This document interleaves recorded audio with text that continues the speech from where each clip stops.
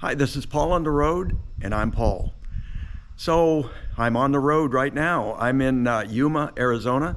A cousin of mine called a couple days ago and asked what I was doing for New Year's Eve. And I said, nothing. And he said, well, come on down. So I did. And I'm at his property here, and I think it's in the background already. There's a pretty special car to me here, and why it's special is because it was in our family from the time I was 9 years old until my dad passed away in 2007, and it's a 57 Nash Ambassador. And let me show it to you. So he bought this, Dad bought this almost new. Like I said, it's a 57.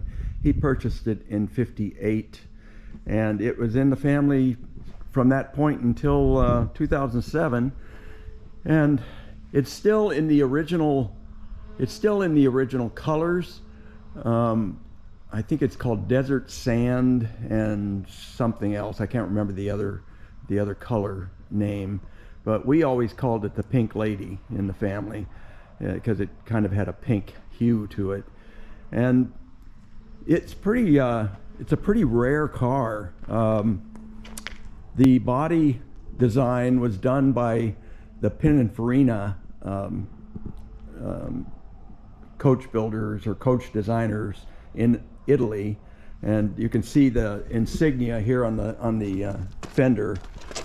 It's an F with a Farina under it, and they did work for Ferrari, and I'm not sure who else, but they're a well-known body automotive design firm in Italy, and obviously Nash contracted with them to do that.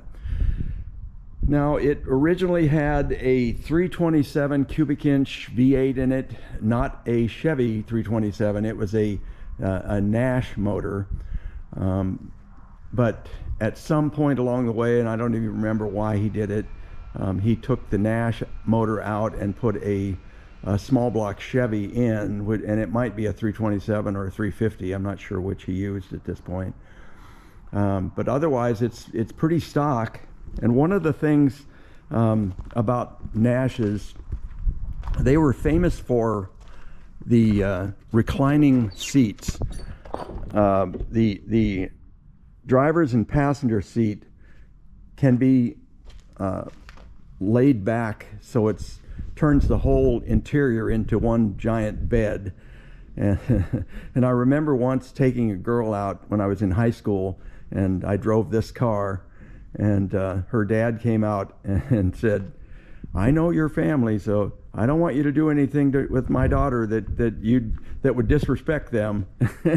So of course I did not. I mean, it was I only dated her one time, and it never went anywhere. But these things were famous for their reclining seats, and it somewhere along the way it had Dad decided to put diamond tough interior in it, which, you know, at the time it was popular, but right now it's very dated.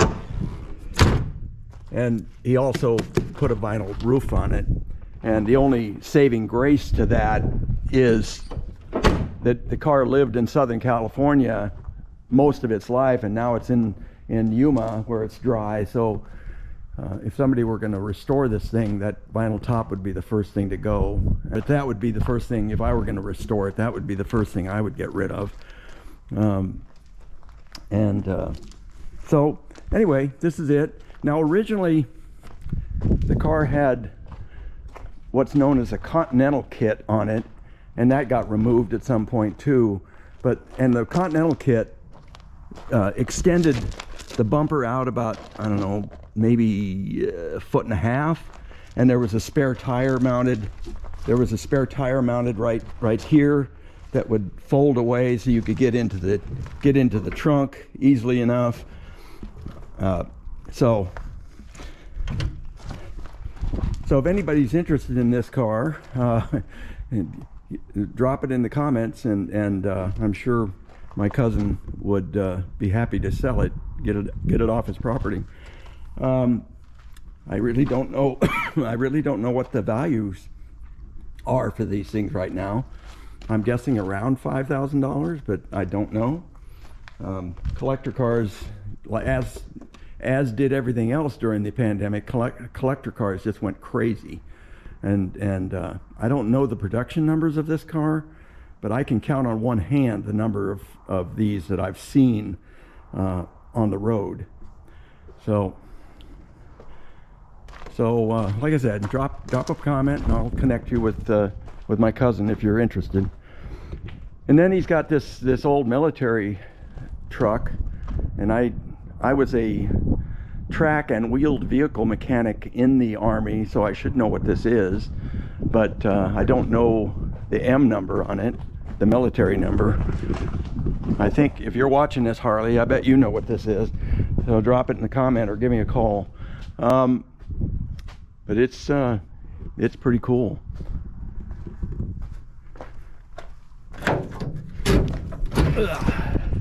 Let's see if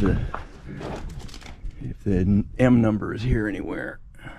Well, they're all so faded and you can't read them anymore.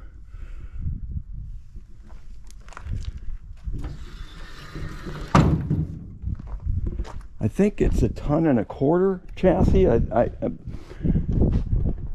For those of you out there that know,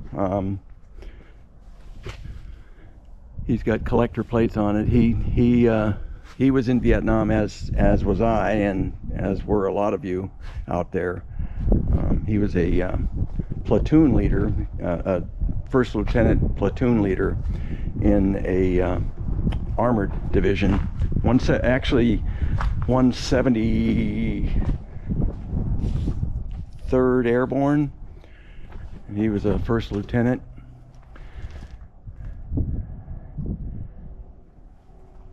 So that's it. I just wanted to share that with you. Oh, also,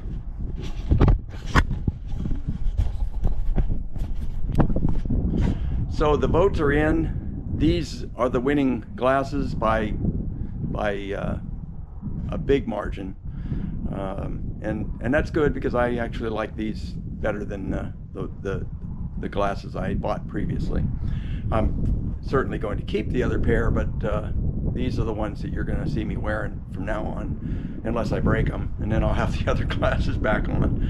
So that's it. Thank you for watching, and sorry I was gone for a couple weeks, but I just took the holiday season off and went to California to visit my daughter and her family in Corona for Christmas.